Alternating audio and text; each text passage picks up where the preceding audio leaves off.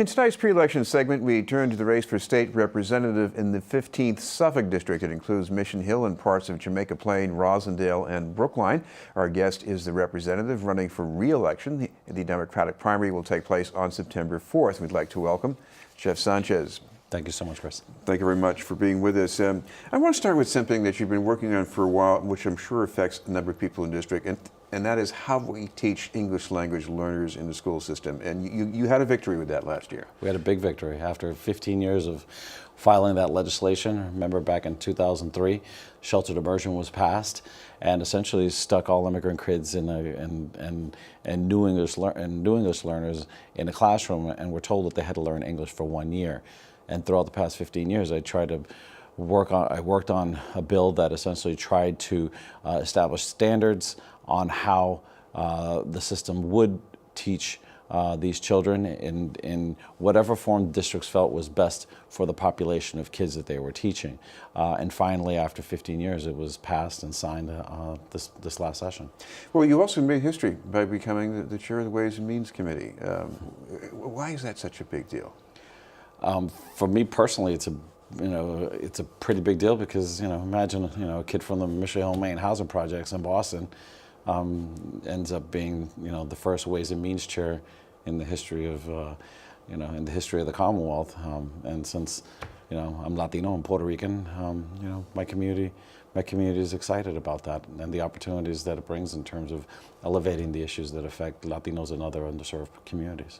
Well, of course, in the districts, it's a mixed message because sometimes you got to go with the flow of the leadership. Other times, there are things maybe that position helps you do for the district. Is there something you'd point to about saying how this might have helped you with the district? I mean, in my district, it's helped out. I've been a member of leadership now for a while. I was chair of the Committee on Public Health, I was chair of the Committee on Healthcare Financing, and now in Ways and Means. And in all of these, I've been able to bring my perspective, growing up in the city, going to RCC, going to UMass Boston, and not only that, in other areas that I've worked in, to try and improve the quality of life for so many in my own district as well as beyond.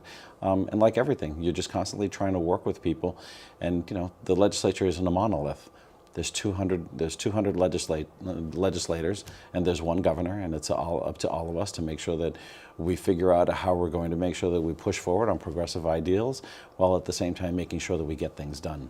One of the things you've done, and I'm not sure how much the leadership position was a factor in this, but you helped a nonprofit around Hyde Square that was trying to preserve the former Blessed Sacrament Church as a cultural center.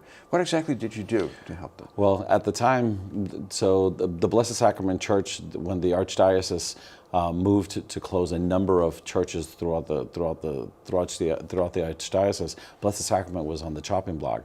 And Blessed Sacrament was a very historic church. It had been built by the Redemptorists priests back in the early 1900s as overflow because of the basilica. It was full and been booming, and in that time they were going to close Blessed Sacrament. So people in the community, organizations and individuals, the Hyde Square Task Force with the kids, the JPNDC, the Community Development Corporation, as well as just residents, your average residents, your former parishioners, got together, and we were like Martin Luther. We banged on the doors of the Archdiocese and posted our concerns and our wishes in terms of making sure that the Archdiocese sold that property if they were going to sell it to something that had a community benefit. And since we had a vision after working for 20 years and in redefining what Jackson Square and Hyde Square was going to be, this was a major part of it. So in that, we worked hard, and the Archdiocese worked with us and sold the property to the JPNDC.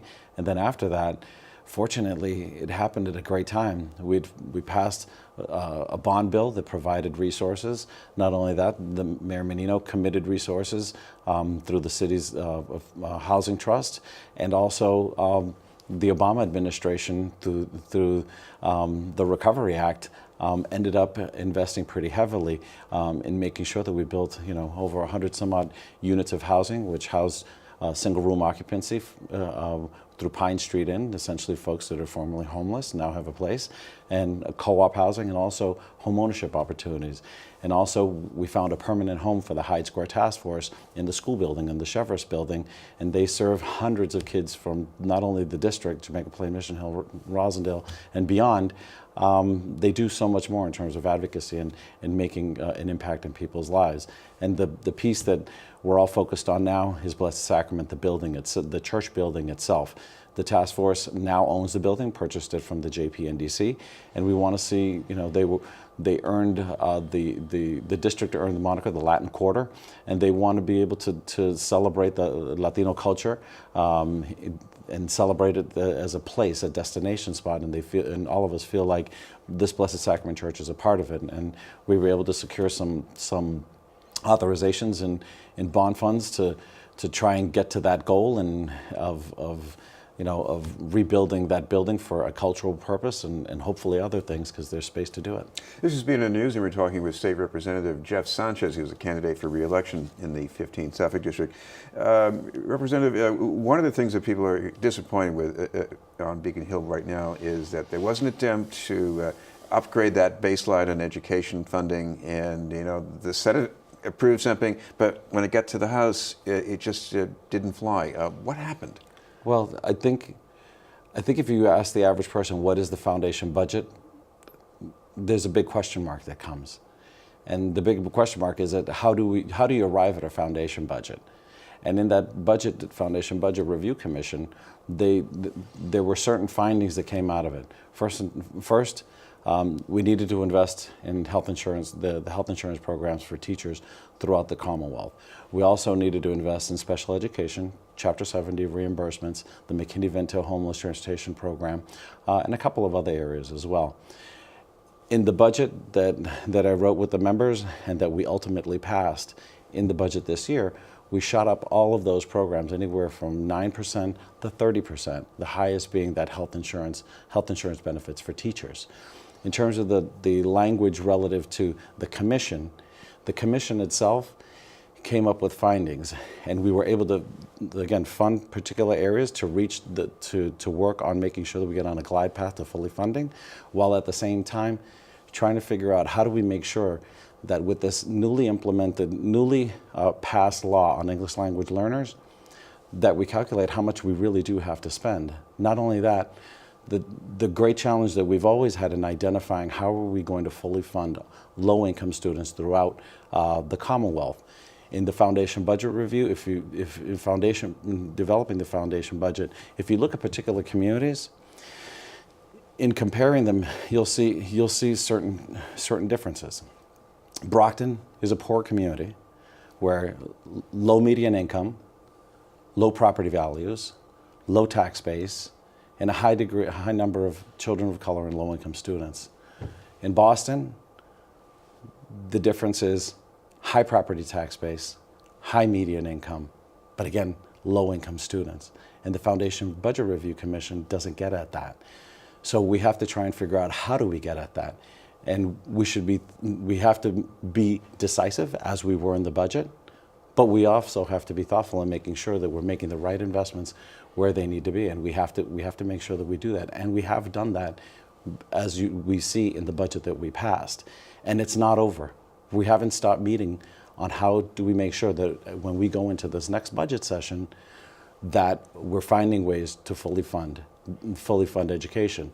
The other piece is the millionaire's tax. That could have been an extra $1 billion. The Foundation Budget Review Commission talks about an extra $1 billion in the budget coming into the state's coffers for education. There was essentially $1 billion for transportation and $1 billion for education. That $1 billion would have been nice to be able to fill in so that we're able to do that. The challenge is that didn't happen. So the question before all of us, not only us, the legislature, but all the citizens of the Commonwealth, what are we all going to do to make sure that we fully fund education? We have done incredible work in making sure that the increases have happened, because not only the foundation budget took into account all those other things, But what people don't realize at the same time is that local aid is a big part of how education is funded. And we increased local aid dramatically in a bunch of different accounts. Unrestricted government aid went up as well. And not only that, the individual earmarks that come into communities by legislators throughout as well. So that we have made significant investment throughout in this particular session in my first foray as chairman of Ways and Means. And myself, Speaker DeLeo, and the membership are committed to maintaining and flying off of that glide path and doing decisive actions to make sure that our kids get the best education that they deserve. And just to note, with all of this, Massachusetts ranks #1 on so many measures in terms of the quality of education. Do we have work to do? We always will have work to do, but we are strong, and I think it's important for all of us to realize that as well. You were a sponsor of the Safe Communities Act, the additional protections for immigrants and limitations on state cooperation with federal enforcement. It passed in the Senate, at least a version of it. It didn't fly in the House, and afterward, Speaker DeLeo said, you know, immigrants, they have enough protection already. Do you feel that was a proper thing to say? I wouldn't characterize it that way. The Speaker's just as concerned as I am. And I am a sponsor, and I'm a strong sponsor of the language. I always have been throughout my entire career. I mean, the English language learner piece, but also, I mean, I've worked directly with so many legislators and organizations outside to make sure that we protect benefits for immigrants when it comes to providing health care through Mass Health and other programs, education programs, and housing, these are programs that are always under attack, but we were able to sustain them. When it comes to this, and not only that, in the budget itself, we did pass language that protects unaccompanied minors, immigrants in the budget, and that unfortunately is something that hasn't been seen or lauded really, but it's a really big deal that we did that. In terms of the Safe Communities Act, the fight isn't over. We'll continue working hard on it, but if you look at the Senate had 25 members that voted for it. They didn't have a veto-proof majority to pass it. Not only that, in the House side, there might have been 78, maybe 80. We need 106 to pass it, to override a veto. And I want to make sure that in everything that we do, that we're able to sustain and override a veto, not just to send symbolic messages, because at the end of the day, I want to be decisive in making sure that we protect every single immigrant in this Commonwealth. And unfortunately, the support wasn't there. And that is after a lot of work. We tried to take up that language back in February. And unfortunately, just the support wasn't there. So it's easy to point it's easy to point at the senators and say that, oh, they passed. There's 25 of them out of 40 of which they didn't get the override, but there's 160 of us. So it's easy to go after a body of 160 and say they didn't do it because there's so many more of them. And of course, there's one governor who probably wasn't on board with this. The governor was adamant. If anything, he went. When they were before the Senate was talking about this in the budget, when the legislative pieces were out there, he has always said that he would veto it. So, again, it wasn't a slam dunk, and the legislature isn't a monolith. It's a constant talking with members all the time. I, as a member, can't make another member take a vote that they don't want to take. That's not how it works. This is democracy. And you work with that. I remember when we worked on equality, on fighting those amendments that were looking to take gay marriage off of our books when it passed, when the court decision came on. And we fought hard. But the margins were really thin, and we couldn't make a member take a vote.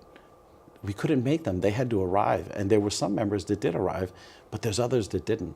But those conversations continued, and look at where we're at now, where we started a firestorm when it came to equality, not only here in Massachusetts, but across the country and across the world. And not only here on that, but also on healthcare as well. Thank you very much for being with us. Thank you so much, Chris. State Representative Jeff Sánchez.